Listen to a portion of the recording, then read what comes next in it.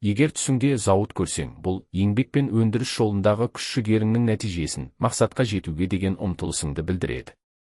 Зымыран көру жылдамдық пен өзгерістердің алдында тұрғаныңды, мақсатқа жетуге ұмтылғаныңа белгі. Зеңгі еңбек пен тіршілікке қатысты қиындықтарды жеңу, дәстүрді сақтау мен қажырлы еңбектің жемісін жинау. Зұлымдық көрсең, ішкі кедергілер мен негативті ойлардың ескертуі болуы мүмкін, бұл қорқыныш пен алаңдаушылықтың белгісі. Зең көру, кедергілер мен ауыр сезімдер, қиындықтарды жеңу үшін күшейе түсу қажет екендігін білдіреді. Егер түсіңде ит көрсең, бұл адалдық пен достықтың белгісі, сенің сенімді көмекшің бар екенін немесе сыртқы қауіпті ескертуі мүмкін. Икона көрсең, бұл рухани ізденіс пен қасиетті нәрселерге бағытталуды, арманның орындалуын білдіреді. Иін, күш пен қозғалыстың белгісі, бұл өзіңнің жаңа бағытқа бет алғаныңды немесе өзгерістердің кезеңінде екеніңді айтады. Иман көрсең, бұл сенімнің ішкі күш екенін, өзіңе деген сенімнің артқанын білдіреді.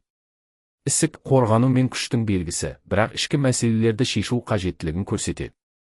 Иірім көрсең, бағытсыздық немесе ішкі шиеленіс, жоғалу сезімі болуы мүмкін. Егер түсіңде йогамен айналысып жатқаныңды көрсең, бұл ішкі үйлесімділік пен тыныштыққа деген ұмтылысыңды білдіреді. Йога денсаулықтың, тепе-теңдіктің және рухани даму жолының белгісі. Бұл түс сенің жан дүниеңде тыныштықты, тепе-теңдікті орнатуға деген қажеттілікті көрсетеді.